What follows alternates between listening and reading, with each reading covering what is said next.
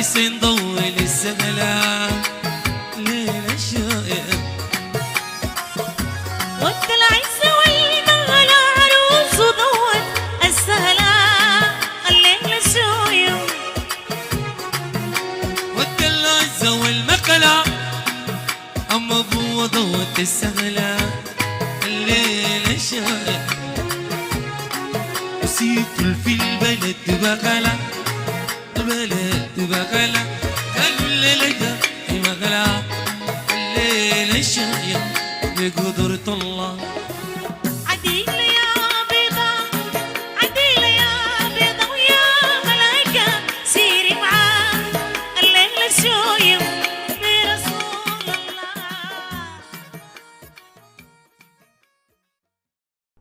Hi, Nadifa.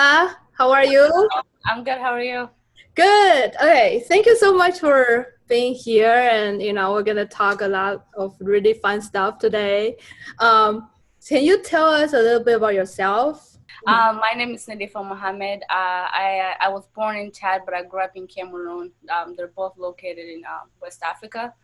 My parents and I came to the United States as refugees from Chad. So we came in December 2nd, 2010. I came here when I was 14, and I'm 23 now. So yeah, I'm currently a full-time college student at SCSU. I'm looking forward to graduation in December. I am studying sociology with a minor in leadership and management of nonprofit, a minor in French, and a minor in human and social services. So I'm excited to just graduate in December. That's awesome. So for our viewers, at the very beginning, like the video we saw is your fashion show, right? Yes. How you picked out those clothes and how you put together that video. Yeah. So I was inspired through, I watched a lot of TikTok videos. So when I saw how people make those videos, I already know how to edit. So it wasn't hard for me to understand how the edit came about. I just figured, oh, you just put, all I have to do is pick clothes, put clothes together and just record a video and just think of transactions to do. Like when I was dancing, I knew that if I stop here, the next video I will have to continue here, and then if I do this, I will have to start from there. So I already knew what I was going to do, and overall the entire video, making a video and editing took less than 30 minutes. Picking up the outfit took a long time. It's always hard to pick outfits for me because I am very, very picky with what I put on. I became very picky, I would say, in the past 5 years because I realized that fashion is my passion. And I love looking good because it's just, I get this confident out of nowhere. I feel so confident, I feel beautiful, I feel powerful. And so if I don't look my best, I don't really feel my best. So even if it's just like going to Walmart, I really have to look a certain way. Otherwise, I don't feel good. Or otherwise, I will just be in and out of Walmart so quick, and then sometimes I will forget why I'm there. It's literally got to the point where I have to look my best all the time. And so when you talked to me about this interview and about doing something before the interview, I figured I do love poetry, but sometimes I'm so hard on myself when it comes to writing down my emotions. And I think what I wrote was a little bit, I felt like I was so angry, which I do have the right to be angry, especially with what's going on around the world right now. But I figured, let me just show, I don't really talk about fashion. I do, post pictures of my dress here and there, but not really video. And so I did that, and I decided to use a Cameroonian, Chadian music because that's who I am. And so, like I always say, I'm African and I'm proud about it, and the culture. And also some people might find that video very confusing because at first I was wearing this very, very modest outfit, like it doesn't show a lot of skin, not a lot of my body or curves are showing. And now here I am wearing pants, but that just to show that like modesty comes in different forms. It comes in different ways.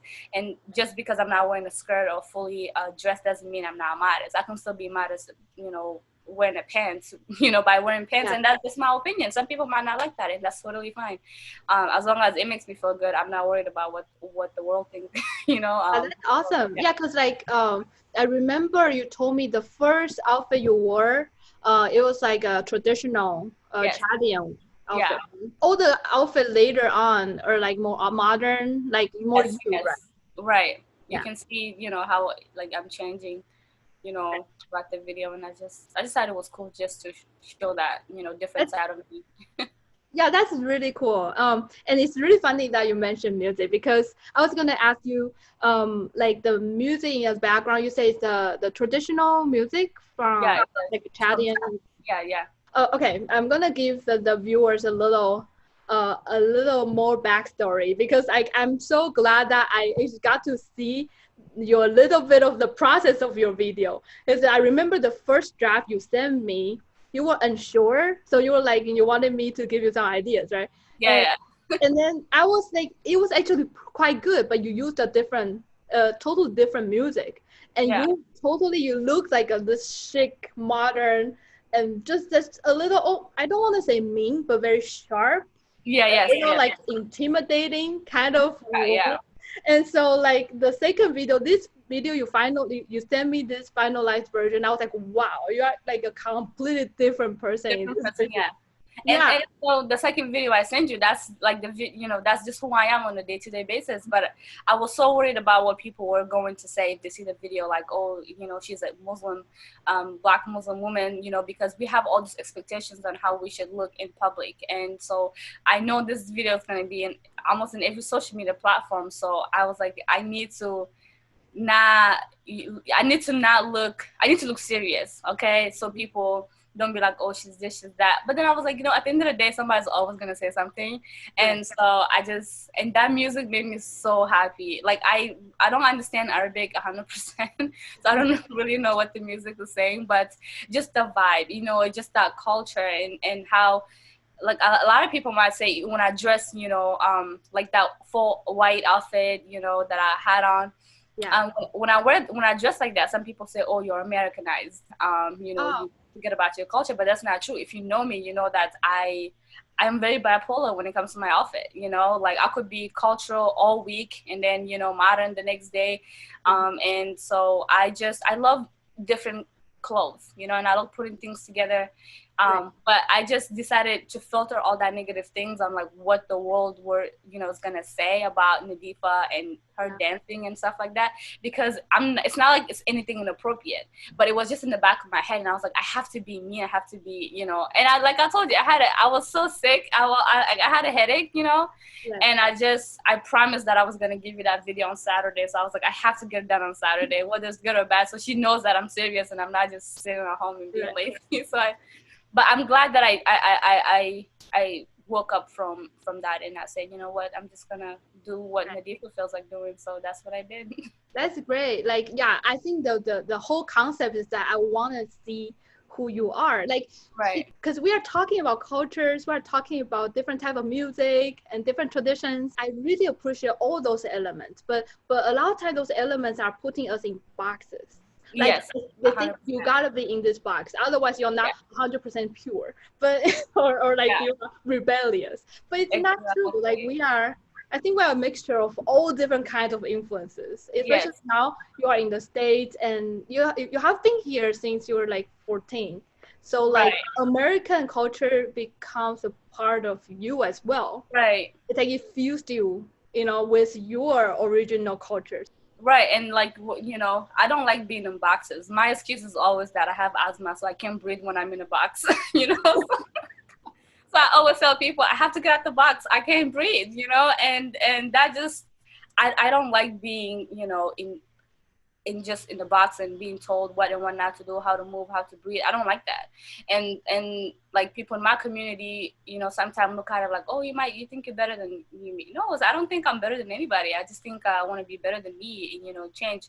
Like coming to the US definitely exposed me to a lot of culture, a lot of different people. So I just get a little bit of everything from everybody and just, I just love just culture and love people from different backgrounds. I think it's just a little bit boring when you're in the same place.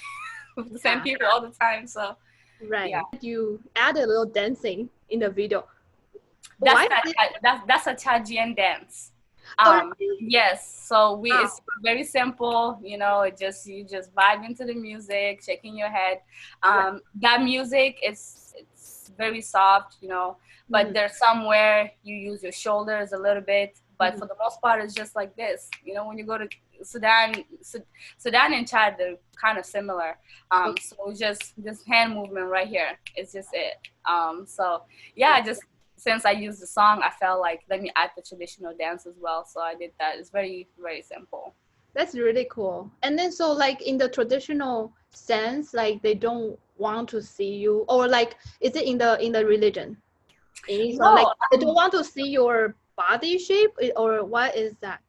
Yes, it's not the religion. It's more of a culture, and that's why a lot of people get things a lot of things confused.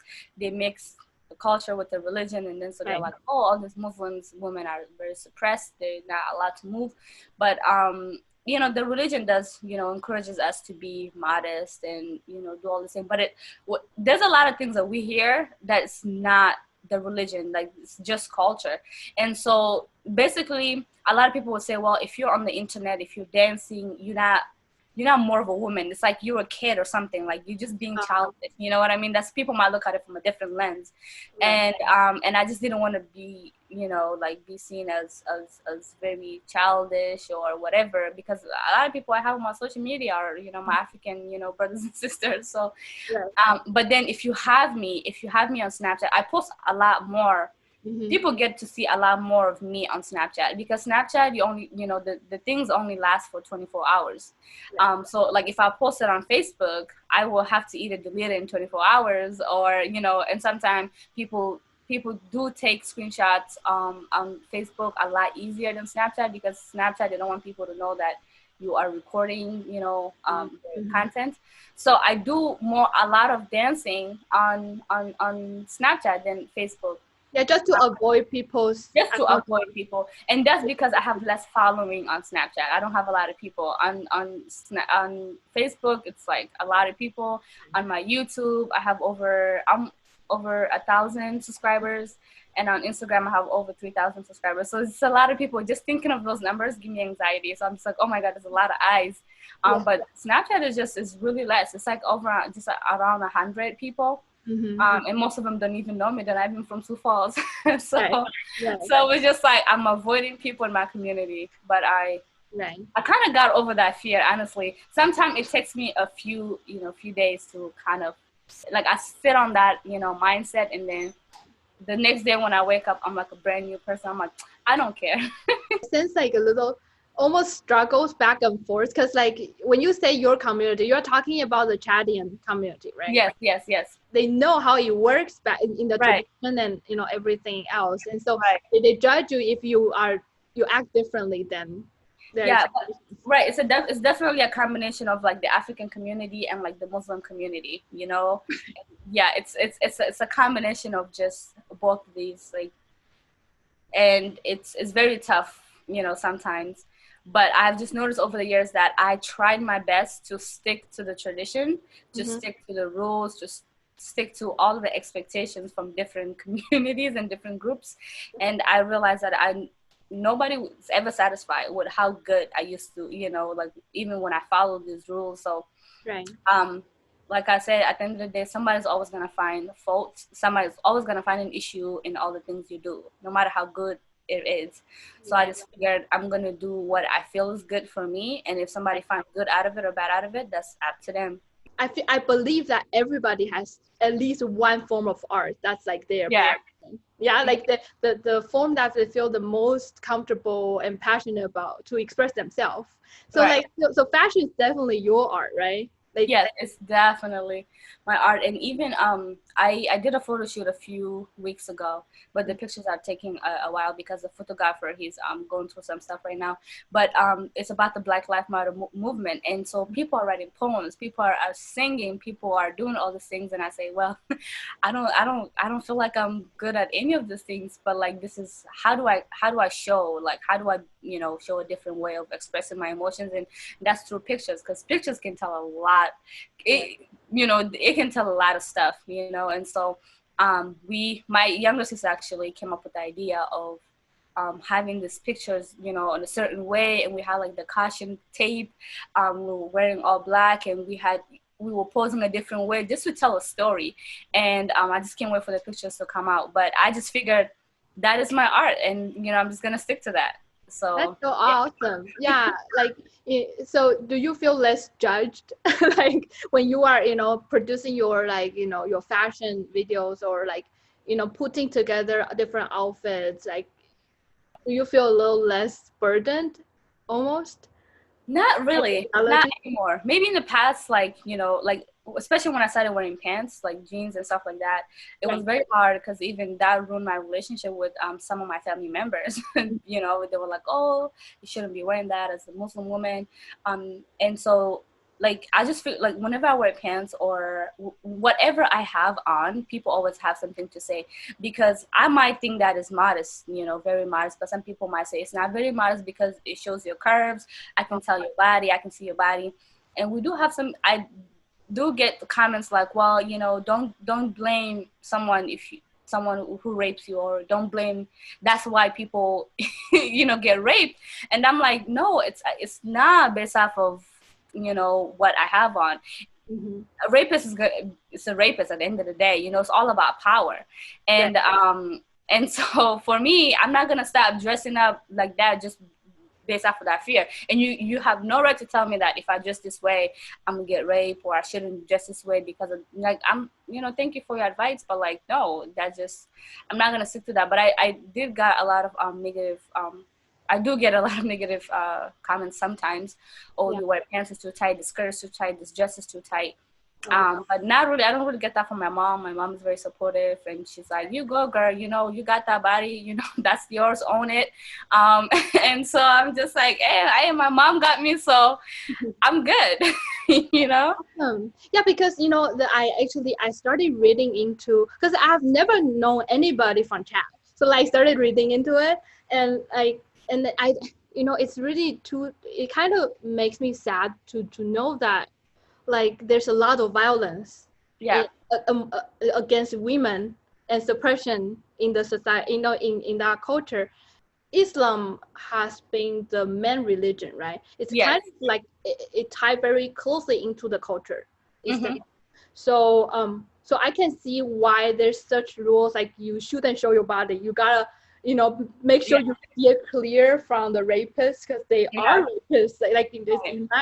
So do you feel like even your family, your parents changed the way they act after they got here? Yes, my mom was the first one to change. It was quite easy for her to actually change, because I think we both had that mindset. Like, we're just very hyped people. We like to have fun. We're just, very easygoing and open-minded. But back home, we just kind of had to always have the same mindset as everyone else.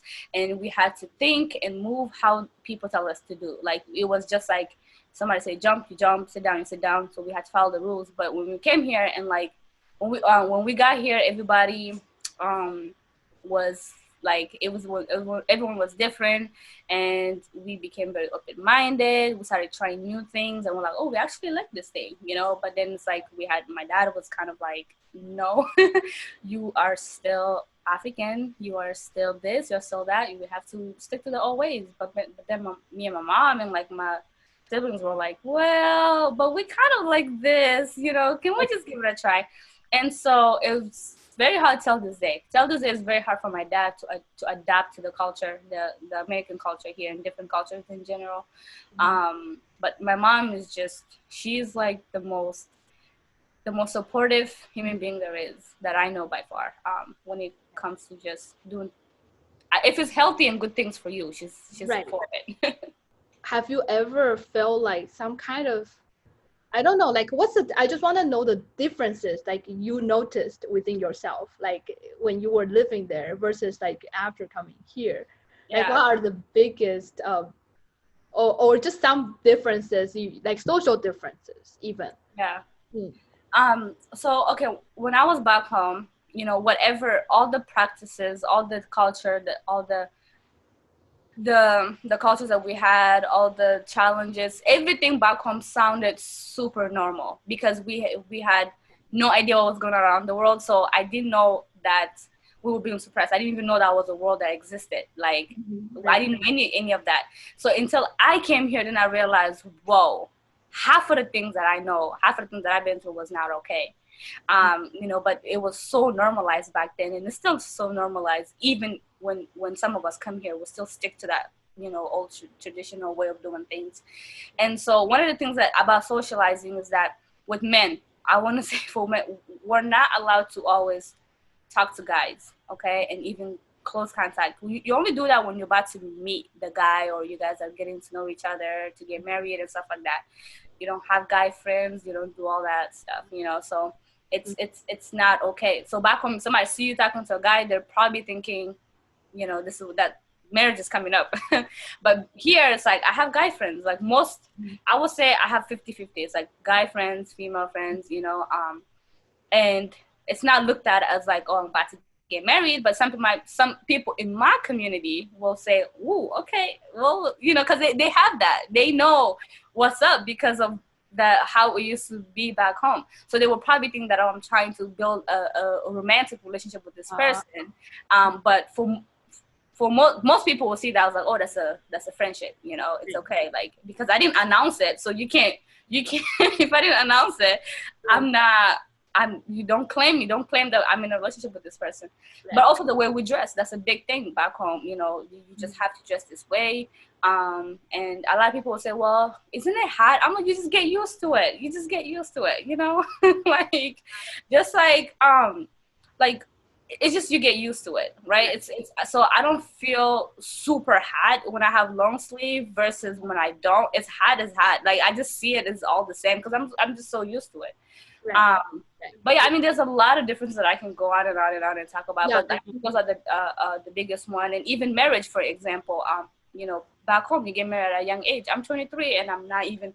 There's no one in my life that I'm even having a conversation about getting married to. And so some people might say I'm like way older, you know, like I might as well not even think about marriage because I'm old.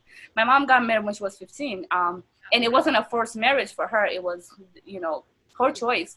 But there's definitely a lot of young girls who get married 15 and under, you know. Some girls are assigned, they already have a husband when they're babies, you know. By the time they're 5, 8, the family already know who they're gonna get, you know, who they're gonna marry. So those are big things. But now women here, they can pick who they want to get married to. And a lot of actually people date, although it's recommended that it's forbidden for us to get into a relationship where we have sexual contacts and all that stuff. Right. But that's now the religious side of things. Religious, yeah.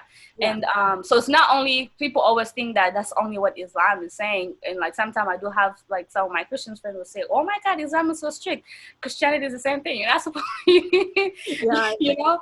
Yeah, it's just that like over the past few, I feel like ever since 9/11 happened, people have just been focusing more on Islam and adding all these different things, you know, in the religion and making it look like we're all just suppressed. Like when I wear my scarf, it's my choice. Like there's no one here to tell me what to do. So I'm not being forced to wear it. I just love it. It became part of me, you know. And yeah, so yeah, that's very interesting because to be honest, I think religion and culture, actually we are all, it's like we have so many rules, so man, like but also the fun, you know, that's where the fun comes from. So like I like the fun, but you know, they you know, we are human beings, so we want to set up rules, so we want to suppress people, so they, you know, we are doing the same thing like as a group, and it kind of signify that we believe in the same thing, right? Yes. Sometimes it's a little silly to me. Well, since you came here, like, you know, during your teenage years, right, like when you were 14, like, did you tell me about your experience? Because you were different, and I'm sure there's a lot of weird looks you probably got, but but like, did you feel the sense of like there's also some people who are more understanding among your age or even older, like, you know, are there like supportive, open-minded people around in the community? so far? Yeah. I would say that even till today, I it's hard. Okay, it's very hard because one, I am by far the most open-minded in all my friend group. Like very open-minded, right? And I don't hide. I don't leave this double life of, the hijab outside in public and then not, So if I decide to wear my scarf today, you're gonna see it. If my hair's out, you're gonna see it. Like I'm too lazy to live a double life. So I don't have time to be going around the bush and trying to, make it look like I'm this perfect little girl. No. But it was hard for me to fit in because even sometimes with my Muslim group, like they point fingers and say, well, your neck is out, you need to cover up a little bit more. And you're this, you're that. And so it's just a little bit hard. And even with my African groups who are non-Muslims will always want to see my hair every day. They just like, I've never seen your hair. Can I see it? Like, and sometimes that bothers me because the reason why I'm covering my hair. Like, there's a reason why I'm covering my hair. But also, like, I always wonder if that's gonna change my relationship with them. Like, if they see my hair, they're gonna like say, "Oh, let me keep talking to her. Let me not talk to." Like, what benefit are people gonna get off of seeing my hair? And is that gonna affect them if they don't? So I always wonder because I have had friends in my life for a long time who never cared to ask about my hair, who never see if they see it, they see it. If they don't, they're like, okay, that doesn't really identify like who I am. That doesn't really, it's just it's very hard to fit in. No matter where I go, I always have different. And because hijab, right? And then people were like, why do you have to wear that? It's so different than us. And why can't you take it out? Yeah. But exactly. But I'm just it's very hard to explain. Sometimes I don't even have a response to that. Like I don't even have comments. I just get quiet because I also understand that not everybody mean it in the wrong way. Not everybody has bad intentions. Some people just are curious. Some people just want to know. And so I don't jump into conclusion. I don't be defensive right away. I just give it time and see how far this person is gonna go with this, right? So and then I'm like coming up with responses in my head. But when I first came here, I didn't know what racism was. I didn't know what discrimination was. I didn't know what any of this thing was. I grew up around all Black people. Never knew what anything was until I came to the U.S. I didn't even know Black. I didn't even know slavery happened. I didn't even know 9/11 happened. And some people are so shocked sometimes when I say that. Well, one, we had no electricity most of the time. When we did, we had no TV. So there was no way for us to keep up with what was going on around the world. And my mom knew about 9/11, but it's not something that they sit down and talk with the kids. They're busy trying to feed us, and so like we're just busy trying to survive. We don't have time to keep up with what was going on around the world. So that's how I didn't know. And in school, they don't teach us about American history like that, So, so when I came here and I found out about American history, I was really angry. I was just so angry. I'm like, wow, I didn't know people hated us just for being Black. Like whoever had a conversation with God about what skin tone they wanted to be in, I want to talk to them. I want to really talk to them because I have a few questions. How did I miss that appointment with God? Because you went and spoke to him and he gave you a different skin tone. Like it used to confuse me a lot when people were just have hate for somebody else for the color of the skin, and that used to make me really, really angry. And then I used to get bullied for just being dark, or for like wearing my hijab. And at first I wasn't wearing my hijab, but then when I started wearing it, it was very strange to people. Like, oh, what the heck? Yeah, she has a scarf, she must be Muslim. Because now, if I don't say my last name, people don't really know. But now that I have the hijab, I'm an easy target. Like, if they know for afar that there's a Muslim coming, like, let's go say something to her. We're pissed off that 9/11 happened, and it's probably her fault. It's like I had no idea. Like I'm I'm as innocent as you are. Like I'm as mad as you are that happened. That's not part of the religion. But yeah, it was very hard. And even insecurities. I never knew what insecurities were until I came to the U.S. Why? Because we're all focused trying to survive. Nobody had time to judge you for being overweight, for being skinny, for not having the perfect teeth, for not having the perfect shape. No one really cared about all that because it's like every day we had to, run away from one situation to another. So we don't really have time to really sit down and say, oh, this girl she kind of gained weight today, you know, and let's go make fun of her. Like that never happened until I came here. Yeah. And it was very hard. My teenagers year were by far the most challenging year in the U.S. Like it was very hard in the U.S. And because I grew up in a third world country, I didn't know. I had no idea how to deal with my emotions. The only way I knew how to deal with it was through violence. Right. And so I used to get into fights at school and stuff like that. But like when they told us that here in the U.S. you get into fights, you go to jail, I had to stop. You know, but I still had those feelings built in. Like, how do I deal with all these emotions? So I kept on suppressing these emotions that just made me such a depressed child. I was so upset all the time. I was giving everybody attitude. And then when counseling came about, I was like, what is that? That's not a thing. You don't just go talk to people about your problems. That was never a thing back home. So, and until today, you know, mental health in the Black community is so taboo. So when we tell, you know, our parents that we're stressed, it's like, pray it off, you know, you need to pray more, you need to walk, you need to drink, you need to do this. And when I tell my friends that I am upset, sometimes I do get the reaction of like, the advice to just smoke a blunt, you know, just go smoke.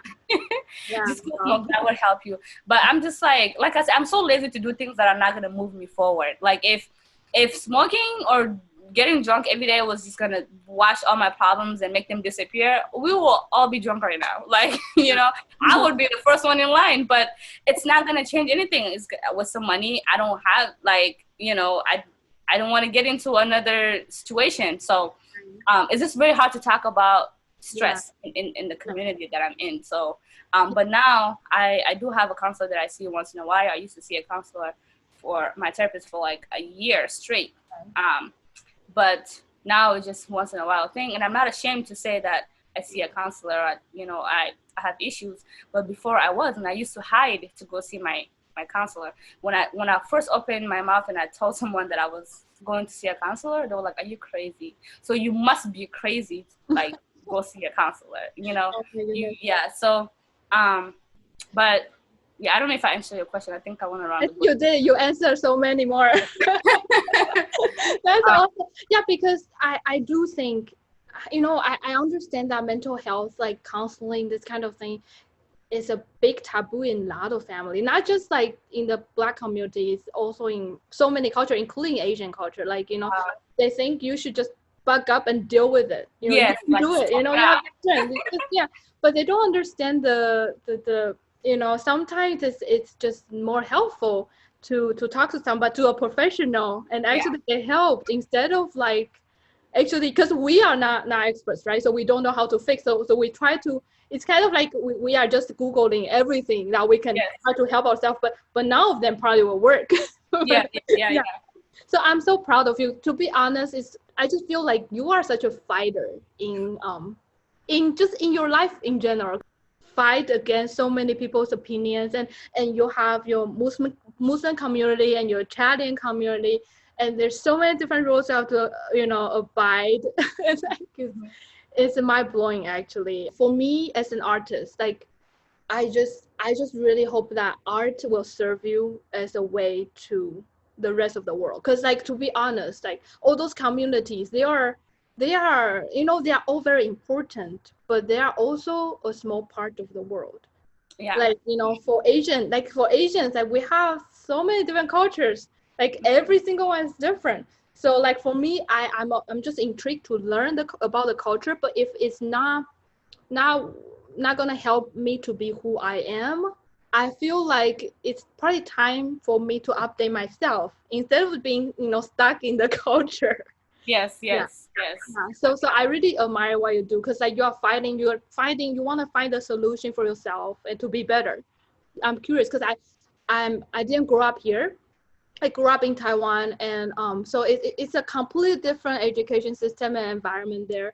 So did you ever have any support in the school when you were in school, from like teachers, or not really?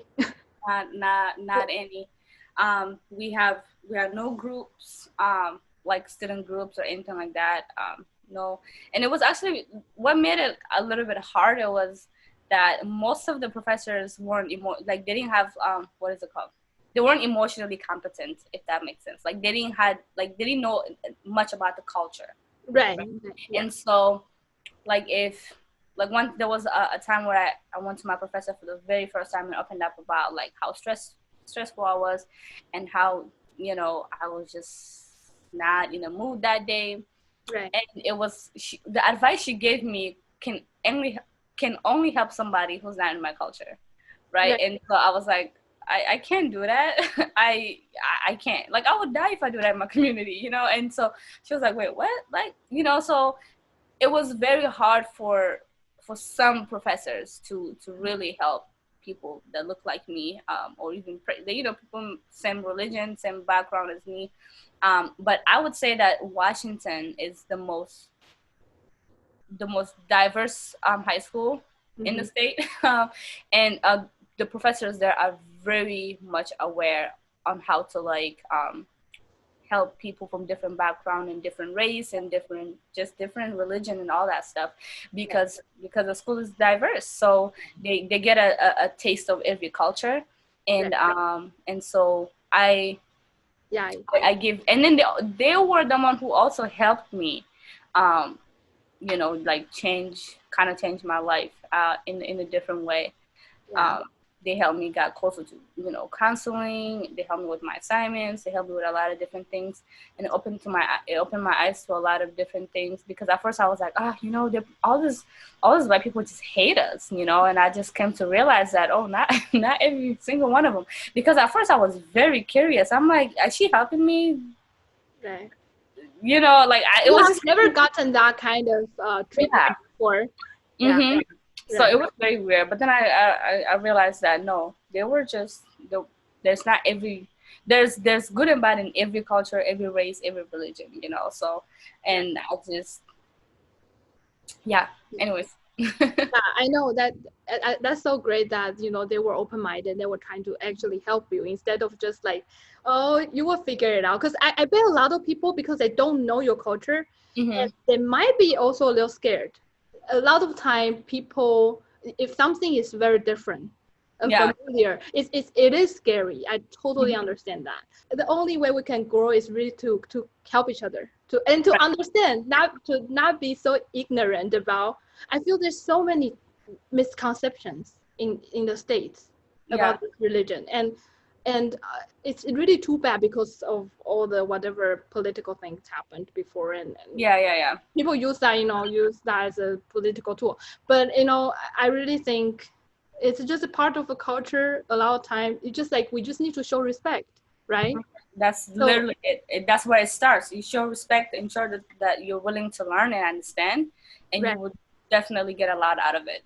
Because if you come at somebody disrespectful to begin with, and like you pushing education away, you know, you're pushing your chance, the opportunity of being educated and learning about this religion, this tradition, or this person, if you start off in a really bad way. And so that's why for even some of my Black non-Muslim friends, they do have a lot of misconceptions about the religion, and even some of my African American friends have a lot of misconceptions about Africans, you know, like. So it's I've been doing a lot of just correcting people. Like, it's like almost every day I'm just like, nope, you're wrong. Like, I'm auto corrector, like in real life, you know. I'm just like, it's easier to for you, you know, easier to put you in your box. After you got here, do you feel a sense that, you know, it's the African American community is very welcoming of Africans, because they think they're different than Africans, right? Yeah. And you think, yes, there are some African American who actually don't even want to be, who don't like the title, like don't want to, you know, be called African American. They like to be called Black Americans, you know. And like me and Zach Van Harris, we did a video about the difference between African and African American. And like under the comments section, like a lot of people were saying a lot of things, and I also had like private messages about, you know, you shouldn't say that because not every African American identifies African American. So when people ask me, I really just say I was born in Chad, grew up in Cameroon, and I just give them the exact location where it is at. You know, if I say if I'm from Chad, Cameroon, people now know their geography very well, so they understand exactly where Cameroons. If they don't, I will ask them. They'll be like, "Oh, is that in Africa?" I'm like, "Yeah, that's in Africa." I don't really say, so I just say where I am from. So I don't think I've ever, I mean, on the application for sure, it's African American, African or African American. But I've never had a problem with, somebody being confused or me being confused on what to identify with. I just stick to. Right. So like the people, your friends are all pretty like open-minded about like, I mean, you can be different. Like I'm talking about the African Americans who actually grew up and lived here. Yeah. They're very understanding of like, your cultural background. Yeah. Some. I mean, I have came across a few who who just have no clue. Who absolutely no clue. Someone even like they won't even tell you how many countries are located in Africa, or some like just so clueless. And I mean, I don't blame them for that, but sometimes I'm just like a little bit of education will help. Like, take, like, you don't have to go to school to know all these things. Like, I spend a lot of time Googling stuff, I'm like, I Google a lot of things I don't know about every country in Africa, like I'm more about the west part than the east part, because I'm from the west side, so I spend a lot of time Googling about what's going on in Africa, in other countries. That's how I come about knowing all these things. But there are some who are very welcoming, actually, of Africans, and some who are just like, oh, I don't listen to African music. I don't like African music. I don't like African food. I don't like African this. I came across some people like that. And it's just very hard to sit down and try to educate them, like. Right. If they don't want to know, they don't. Yeah, they don't want to know. Some people just don't. Some people just want to stay ignorant. And some people just would like to just feed into the misconceptions that they're seeing on social media and like, and all that. It boils down to if you are open-minded or not. So if you want to know, or if you want to know more about different people, different cultures and stuff, it has nothing to do with your race, where you're from, right? No, absolutely not. Yeah. So I'd rather have somebody ask me direct questions like about my religion, who I am, about this, about that, than really just assume or feed into what they heard before. Because although like I am Muslim, I can't talk about Muslims because people have different ways, doing things, so I can't really talk about everybody. But like, so don't assume because your other Muslim friend told you about her life or the way she does things, don't assume that's going to be the same thing. Yes, majority would be, but like it's different for some people. For example, perfect example is the way I tie my scarf. If my hair is covered, it's fine. But some people would cover every inch, like the neck won't show, the ears won't show. So and sometimes people don't even think I'm Muslim because I wear more of a turban than a hijab, than like cover up, So some people think I'm African American. Right. You are more modern, so you must be modern. So it's like you're not really, because I even get that from the Muslim community that you're not Muslim if you wear like that. But I'm just like, the religion, it's not under my scarf, it's not in my sleeves, it's really in my heart. It's your iman. Your iman is in your heart, like it's heart, and it's the intention that counts. So yeah. That's great. So how did you start, forming your, when would you say you started trying to form your, like try to get out of the box, just like try to be true to yourself and within the respect towards your religion, towards your community? I think that happened like when I started just changing my ways and my mindset and how I go about life. I think that happened the moment I got here, honestly. When we came here, LSS had give us a lot of clothes, like they buy all this clothes, and so it's not like they know what we wear. They just had everything, so the pants, shorts, everything.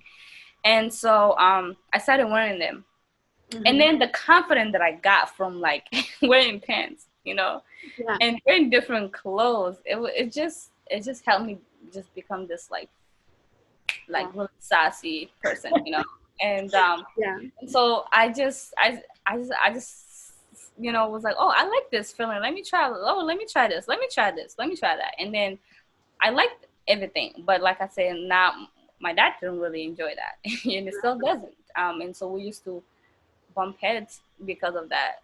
And there's some men in the community who would also pull me on the side, like, sister, come here.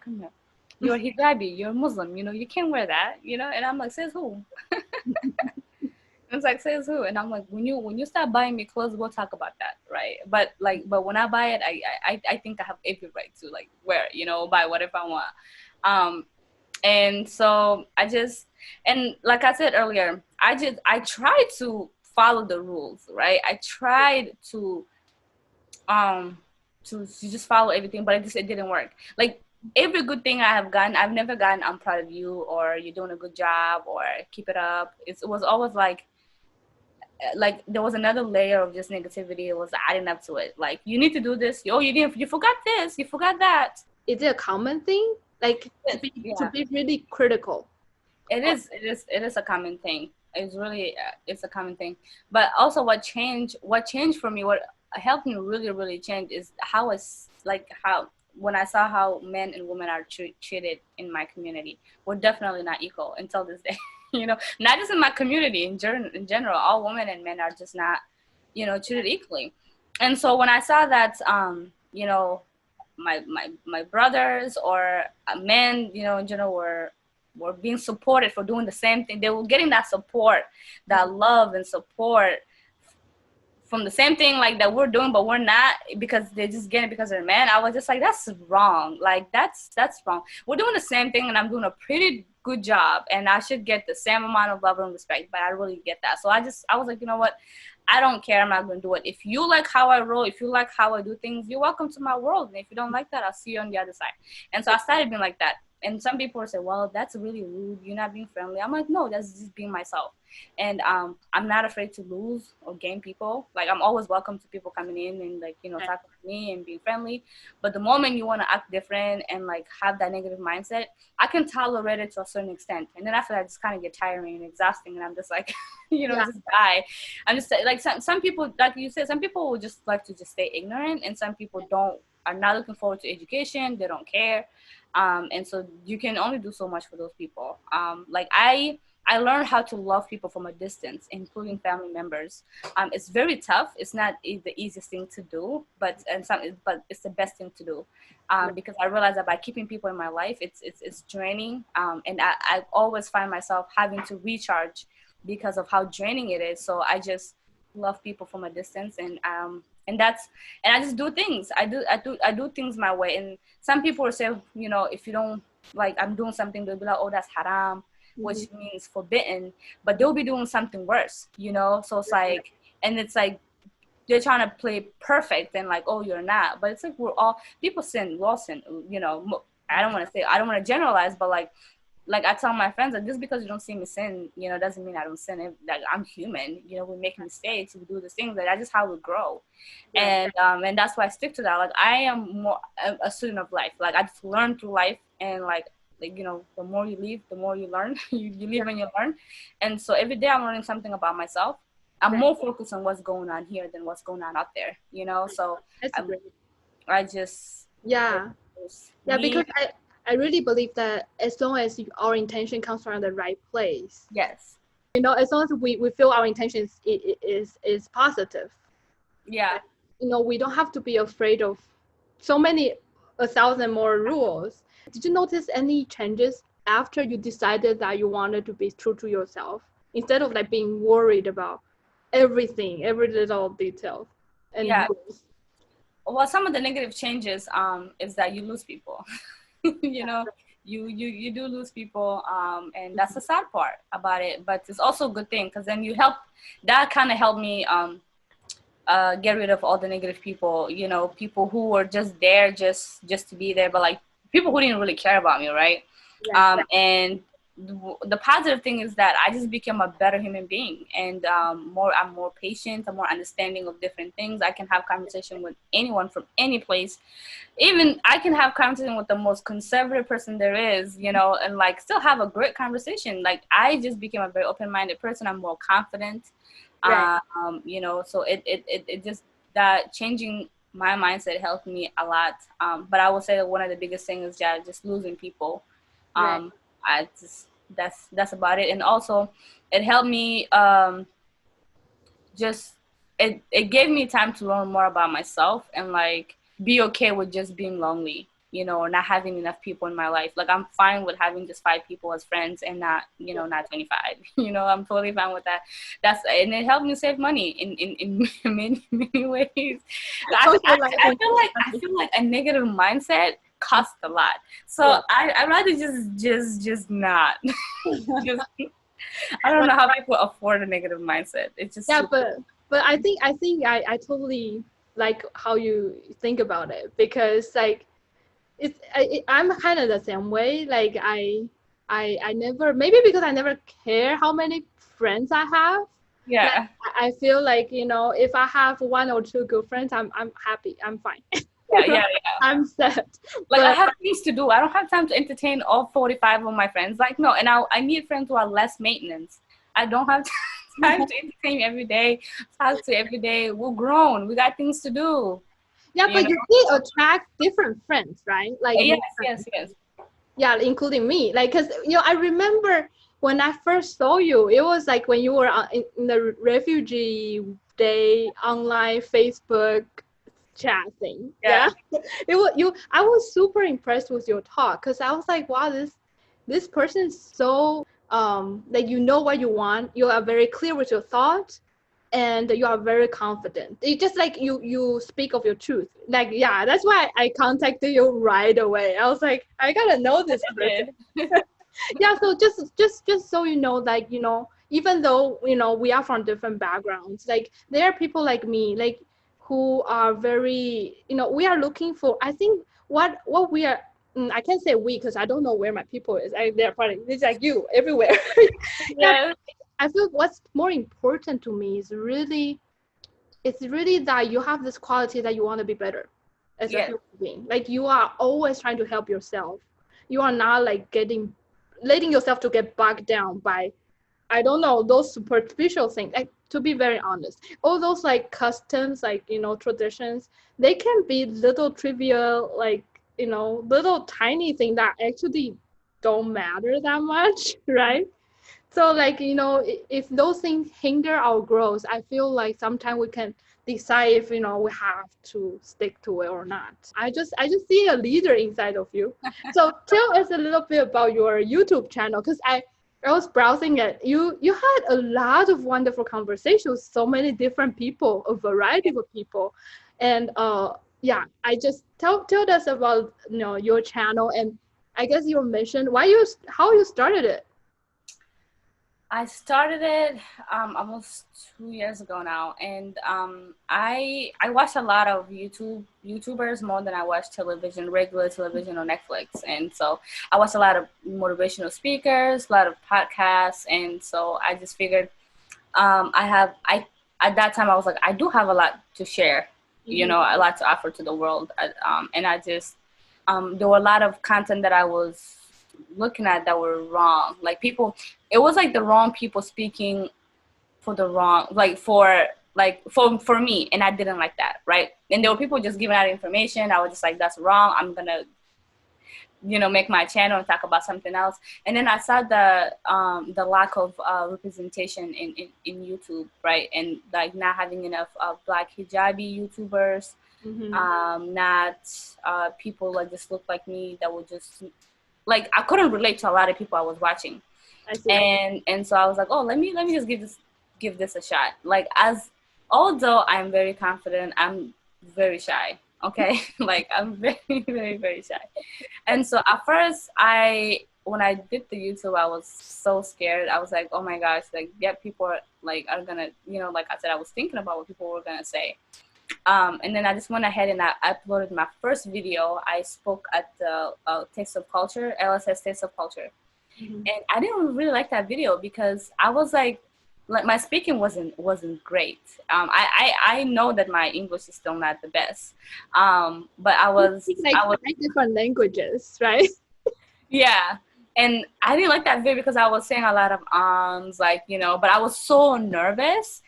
And a lot of people say it didn't show. Like, I just fake it until I really make it. Like, that's just how I do things. But so I uploaded that video, and then I went to Chad with my mom and my brother, and we filmed a lot of videos. And I was like, well, I don't want to delete those, so I'm just gonna edit all of the videos together and just post it on YouTube. So the wedding that I posted a wedding video, and it has over 100,000 views. And I was like, I know people are craving for content like cultural stuff. And so I posted all the videos of my family. Most of them are like from back home. They're all my family members. So I posted those. And then I was like, you know what, let me do a sit down, you know, video talking. And then me and Zach met, and he's a YouTuber. So I was like, well, let's sit down and talk about whatever we're passionate about. So it just went from there to me making videos with my younger siblings, talking about college or whatever you know, whatever at that moment we felt like, you know, to address. And so, yeah, and I didn't know I was gonna get, because I think now I have 1,400 subscribers. Yeah. I didn't know I was gonna get that far, but it's like almost to 2,000 is getting crazy, and people are asking me to drop more videos because, like you say, people are like, I like your mind, I like the way you think, you know, I learned a lot from you. And I'm like, well, that's what I wanted in the beginning, is for people to feel like, you know, to motivate and inspire people to just get out there and do things that they really truly want. You're like encouraging them to yes be encouraging themselves, them, because they are also afraid and scared in their boxes, and right. like, you know, it's almost like we're always wondering what we should do, you know. Yeah. Like people would say you just go pray, but okay, you gotta figure it out, talk to somebody. You gotta figure it out, yeah. Right. Like, it's not, I don't believe in prayers, but you just can't always like, oh, I have stage 4 lung cancer. Oh, I'll go talk to God. He'll help you with that. Like, that's not how it works. Like, you go to the hospital, you walk the walk with God, you know, you pray, but then you also do things. Like, it's very encouraging. My religion that, yeah, want to help yourself. yeah, help yourself, yes. To help yourself before God can help you or something, yes, right? Exactly. That's just it. And so I just try to tell people that, like, don't sit there and say, well, I want to get my, you know, a bachelor's degree, but you have to go to school to do that, you know. Like, don't ask for it. Like, it's not just gonna come up in your doorstep the next day because you prayed for it with your name on it, you know. Yeah. That's not how it works. You just pray that God give you strength and energy and all these things, and, you know, to go to school. There you go. Make it easy for you. And that's how prayer works. That's how I look at it. Yeah, I really like it. I just feel like there's this lack of, I don't know if it's laziness. Sometimes people, like in Taiwan, you know, there's so many temples. Like, it's just incredible. Every corner there's a temple, different gods, you know, it's just crazy. Yeah. And so people always go there, and then they'll worship. They'll be like, oh, please give me money, or like, oh, please make my dream come true. And I was thinking, you know, you can't just pray. You gotta do something to help yourself before the God even want to help you, right? So yes. Yeah, it's so funny. Anyway, yeah, it's because you have been there. You have been feeling very lonely because of your differences than the rest of the kids or your classmates. Like, do you have any advice for people or younger people, like, you know, they are in the same situation? They don't have to be, you know, Chadian, or they don't have to be a Muslim. Do you have any advice for them? I would say that people need to just stop trying to fit in. Trying to fit in is a waste of time. By being yourself and sticking to who you are, and like having, you know, boundaries and all that stuff, you attract the right people, and those people are most likely to stay in your life. But if you try to fit in and try to be somebody you're not, you're attracting the wrong people. And I feel like those people are going to be the ones who are gonna, you know, be energy vampires, you know, suck down your energy and waste your time. And then next thing you know, you're back into making friends and try to fit in. So I have learned that by learning who I am and introducing myself to the world and sticking to who I really am, that has been able to bring a lot of good people in my life, and those people are here to stay. And that's really one of the keys, one of the things that I discovered, because I tried to fit in. It just didn't work, and I always didn't feel good by trying to fit in. And so I just figured, you know what, I'm just gonna be myself, and whoever liked this person, whoever liked who Nadifa is, you know, they're gonna come in and it's going to be a healthy relationship because they know who I really am. But I feel like if you start a relationship, you know, but like trying to be somebody else, and then they discover who you are and they don't really like who you are, and then, you know, it's just a messy situation. So the key word is that just stick to who you are, you know. Like it's simple as that. I know it's very hard for some people because we all want to just have fun, you know, and we want to get out there. It wasn't hard for me in college, but I know it could be very challenging for some people in college because you don't want to be lonely. You don't want to, but I have goals and dreams. I have things I want to accomplish. I'm not always sitting at home doing nothing, you know. Even with friends, they have certain time. Like I give everybody a little bit of my time, and it's not just to be stuck up, but I tell people, if you have my time, you should be honored that you have me. You have like an hour, you know, with me, because even if that day I was not doing anything, I was just watching TV, because that's how much I love and respect myself. I got to that point where, you know, I filter all the negative energy. I like that peace of mind, and I just don't tolerate all this hard things. So if you're not gonna feed positive energy into me, then what's the point? Like I don't want to talk. Like I don't want to waste my time, you know. So you gotta be like, you really, I think everybody, like including all of us, like we have to respect ourselves the most. Like we have to love ourselves first before we can even share our love with, you know, with other people, all the people around us. Right. That's why when people say it starts by you, it really does. It really, really does. It starts by you. Start with your family. Start where you at. But most importantly is you. You have to really take really good care of yourself. And from that you would see your worth. You will know, you know, all these really good things about yourself, and then that way you can. Like I have to teach people how to take care of me, you know, and sometimes I'm okay with that. Like if I'd rather have you ask me, hey, how do I deal with you, you know, than assume how I want you to, you know, go about dealing with me. No, but that's one thing I've learned to do, is just, you know, being true to myself, and not letting anything prevent that. And and then you will now naturally attract the right people who want to be around you. Yes, because of your positive and you know, upbeat, you know, energy. If you are, you know, you give time for yourself to rest, you know, you balance your life well. What is like for me, my dream is like, you know, so I started this SFCMC. That's why I'm using the account to interview you, and I really feel like art to me, art and music really kind of liberate people from their own bubbles and their own rules. That's almost like my religion. I don't want to say it. It's almost like, you know, I want to encourage everybody to find themselves and then feel safe. Like in this creative world. To be honest, I was actually looking forward to your poem, because you have so much to offer. Like you just have so much to say, like just by talking. So I can totally see you writing some really cool poems. So anyway, in the future, maybe one day. when I do, you'll be the first to know. Okay, awesome. But I mean, I was also really impressed with your fashion show, because it's just a color combination. I know you put a lot of thought into your each outfit, and it's very unique. It's very different. So do you have any, like, I don't know, mission or like any vision towards this world? We can just say this world in the broader sense. We don't have to say this community, but like, you know, how you wanna, any plan you wanna make this place better, or any advice for everyone? There's a lot of people who are struggling to let our artists come out and be ourselves. It's super hard. So like, any advice? And no, first share your vision, like what you want to do with the world, and second, your advice. Well, for fashion, I have been working I started working on my online business last year, and it is called LaGalere. LaGalere means the struggle, the hustle. And it's a French. Right. Hold on. Before you go on, tell us how many languages you know. Okay. Or can you repeat that, because I was turning around. Okay.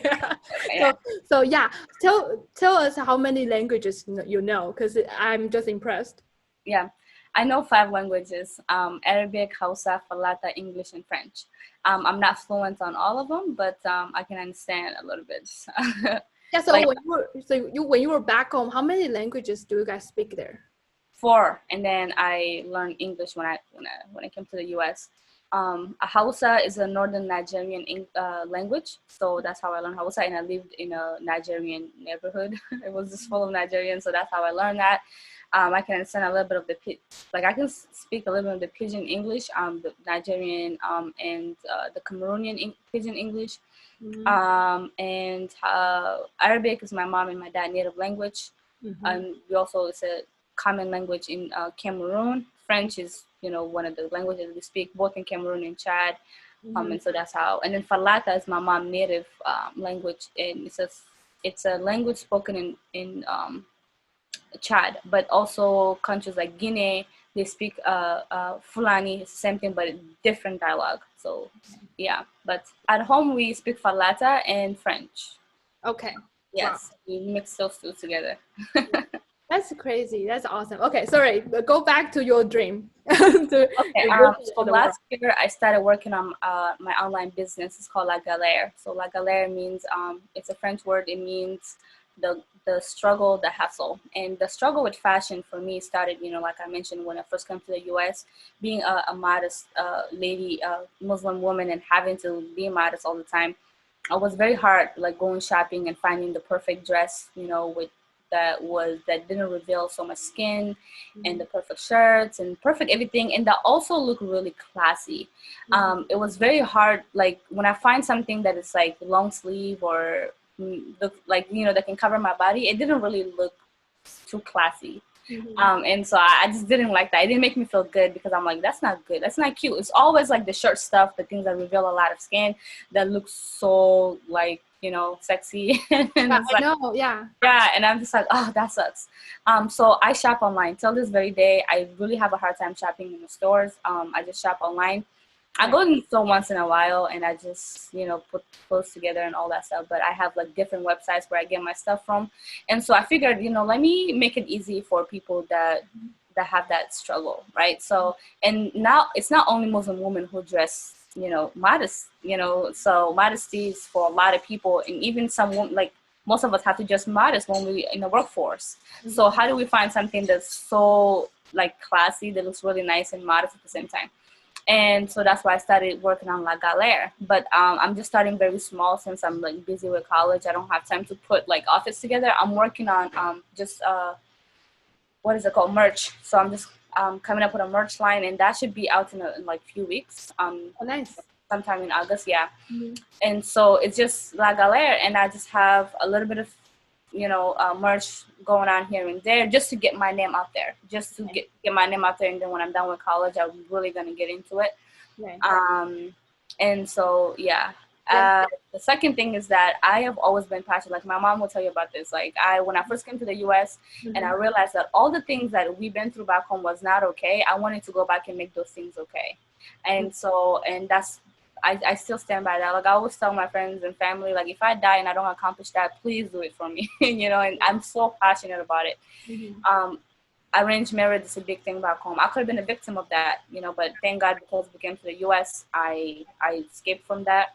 So I want to go back and help. Like I know I'm not going to go to a country that have been practicing this thing for like years and say, oh, my name is Nadifa, I'm about to change these things for you. No, but I can help victims of arranged marriage. I can help, because a lot of the kids who get married, they can't go back to their family house, because they get into arranged marriage. They don't know the guy. The guy is older. He's abusive. His dad. And then they try to go back to their parents' house. The parents say, no, we don't want you. You're a lot of responsibility. You were one less person we have to worry about. Now you're coming back. Go back to that. And so a lot of girls end up, running away and getting into worse situations or prostitution or all these things. So I want to go and provide a safe home that if they run away from that situation, they know where to come, And so I already have a name picked up for like everything I wanted to start, and also help orphans and help women go to school. That's one of my biggest things, is that women, need as much education as men. So if they want to go to school, I'm not gonna say force all the women to go to school, but if they want to, I want to make that dream come true, because somebody's making my dream come true. I don't pay for college. Somebody, I spoke at a border region meeting, and then it inspired somebody, and somebody wanted to help me. So I want to pay that forward, and so by doing that, I want to do that back home where people need that a lot. But before I do anything back home, I want to start something here in Sioux Falls. So like we talked about the international gala that I want to, start here, and have all these different cultures, different activities going on here to educate people really about different cultures, and inspire people to get out there and learn. Feed your mind some positive things, and just great information, and travel too. Travel the world, and even if it's in small town, like people from Brooklyn should come to Sioux Falls, because Sioux Falls is more diverse, obviously, and learn about the people here. And so but I'm starting all of that here and then I'm gonna take that back to that sounds like so much work already to me. Yeah, it's just thinking about it, it's like, oh my gosh. Oh my god, but at the same time exciting, right? Like, because when you talked about those, you're like full of passion. And I was actually, you mentioned one thing, education. I was just gonna ask you, because of the society there, like women in Chad and Cameroon, like they get married really young, right? Like so and then it seems like so I know everything I say is on online knowledge. So I want to confirm with you. So like they don't, is it normal for, or like is it taboo for women to go to school? Yeah, it really is. It's like, it's almost looks like it's not necessary, Oh, wow. Like, because at the end of the day, if you go to school and you graduate, you have your degree and stuff like that, if you get married, you're gonna be at home stay-at-home mom. What's the point of going to school and wasting all that money anyways? Because your husband has to be the breadwinner, so it doesn't make sense for you to go to school, unless if you don't want to get married, then that's you. But they make it so hard, Right. for women to go to school. My dad wanted all of us to go to school, but if at that time I wanted to get married and I was like 15, 16 or whatever, he wouldn't have, like, it wouldn't be a problem to him if I wanted to drop out and go to school. And at that time, most of my friends were getting married. I was 14 and I was like, oh my gosh, I want to get married. Because all my friends were getting married, and they were dropping out, and it was cool. Like I said, it was so normalized that was like, I was so envious of all my friends getting married. And then I came here, I was like, no. And then I learned so much about arranged marriage and the effect, the health effect that they have to go through giving birth at a young age, and it's all the different things that I just want to help with, and just to help this woman with all those struggles. Right. Like, so is it also normal for a man to have several wives? Yes, it is normal. See, and that's why some people, like, one of the it's not really a misconception, but like, well, in Islam too, men are allowed to have wives, like 4, right? That's the you can have up to 4 wives, but there's rules that comes with that. You have to be able to take care of all 4 wives. You have to have the money. You have to treat them all equally. And so if you marry the first wife, you have to ask, like, basically let her know that, hey, I would like to get a second wife. She has to be okay with that. If she's not, then she gets to choose whether she wants to stay or leave. But a lot of people do it so wrong. They just get into, like, they don't even let their first wife know. She just knows when it's all done. And so, but yeah, they can have multiple wives, but you just have to have the money to take care of all of that. And that's what the religion really says, is that be able to take care of your wife all equal. I just think it's such a noble goal for you to really want to make a difference there, because of you have seen both sides, that how women should be treated better there. Yes. Yeah. And Islam really does encourage men to take care of women. It's that I think people should really read because they think that we're just being mistreated and stuff. That's just the people, if you want to if I want to mistreat somebody right now, I can be like, oh, it says in the Constitution that I have the right to go. Somebody, no, that's not, just if that's who you are, that's who you are. But people blame that on the religion or the culture, Yeah. You know, it's sad because some cultures really do encourage that. Like they support that, you know, like, yo, your wife misbehaved, you want to beat her up? Oh, go ahead. You know, it's, yeah, she didn't misbehave, you know, so you have the right. And some cultures really do encourage that behavior, but yeah, but you know, for me, I just thinking in the sense of, you know, we this human civilization, right? Like as a human race, like we change so much. It's been thousands of years, right? And then so like from, you know, all the customs, they are all made by us, right? So like over time we have to change it. Otherwise it's outdated. It's, you know, it's not, it's just old fashioned, and it's putting people in the wrong box. And a lot of time it's like what you said, it's actually a tool, a political tool. Like, you know, if the climax is a poor, you know, they don't want women to actually be knowledgeable, that's why they put it in place there, right? And I also love your idea of your career, like the online, your how do you call that again? LaGalere. Yeah, awesome. You have to send that to me. LaGalere. Yeah, because like those outfits are really beautiful in your video. And I don't, you know, I haven't seen anybody, you know, putting together things like that together. And so I'm really curious about, you know, have you ever like already gotten any contacts from people asking, like, you know, you to send them, I don't know, like send them the link of your product and stuff? Yes, like a lot. Well, so like the merch that I'm working on is just merch, right? There's just shirts and stuff like that with just different design on the front and stuff like that. But the clothes that I wear, I do get almost every time I wear something, people ask where you got it from. And sometimes I will tell them, well, I got this from this website, but it wasn't exactly like this. I had to tweak it. I had to change it. I had to cut this. I had to cut that. I had to, you know, add a little bit of things to make it, you know, likable and like fancier. So you do know how to make it. Not really. I don't really know how to sew that well. I'm learning. There's a sewing machine just sitting there staring at me. Oh, I'm not the best. I really want to learn. Every day I try, you know, not every day, but like when I can, I try to learn a few things here and there. But so is it like that you have a picture in your head about how you want it to look like? Yes. Yeah. But to actually make it, I don't think it would be hard for me to make it if I learned how to use a machine. I don't think it would be hard because I know all this. It's just about having that, you know, in my mind. That vision in your head. But also, like, if I'm going to do that as a business, I don't want to be doing the sewing and all these things. So it's like, it will be nice to have like a manufacturing company, like, you know, a company that can just like, I can send my ideas, they can design. I mean, design, they can, make it, and then people can just order from there. But so it's gonna be something that's gonna take a few years to really come out and like be all perfect.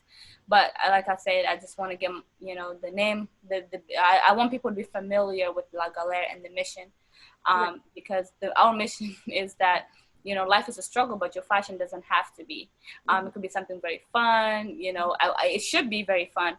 And so in my family, we're all like that. We just love to dress up, and because when you feel good, you look good. You know, so it's vice versa. So and it's something about heels that give me more confidence. When I wear heels, nobody can tell me anything.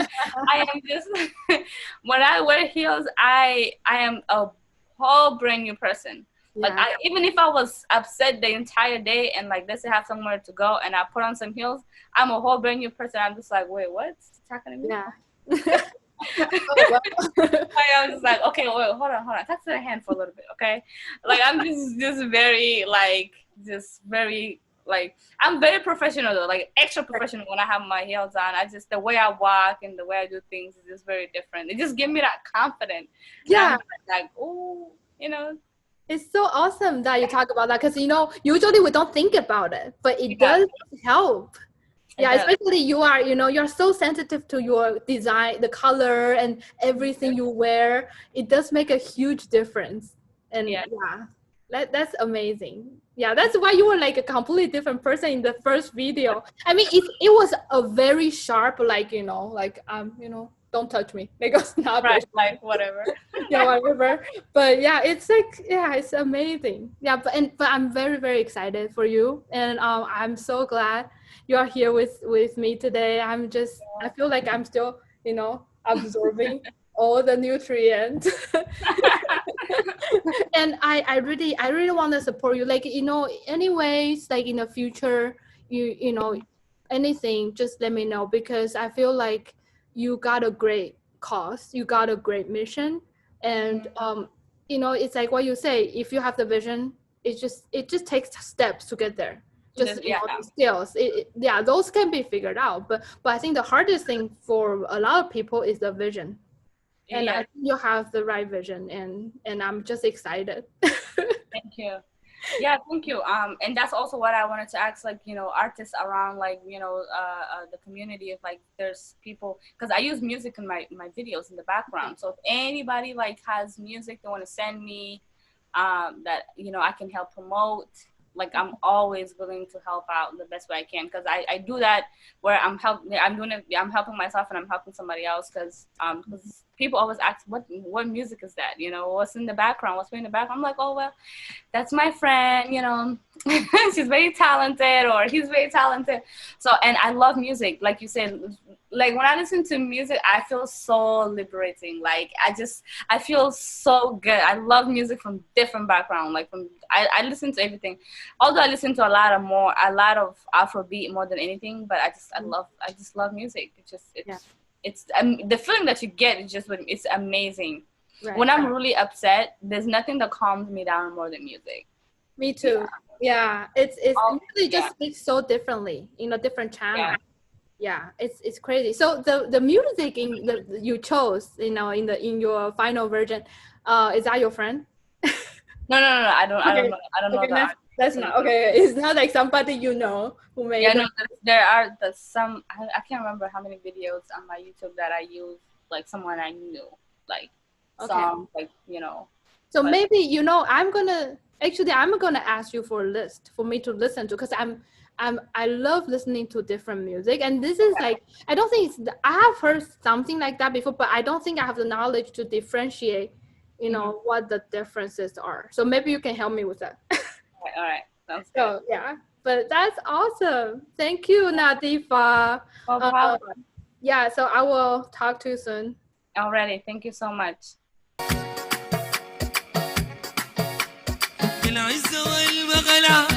حسين ضوي السلام ليل الشائع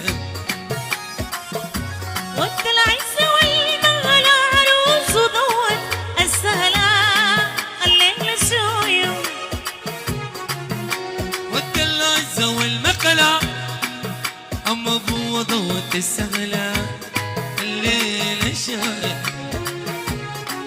وسيف في البلد بقلع البلد بقلع قالوا الليلة في مقلع الليل الشايع بقدرة الله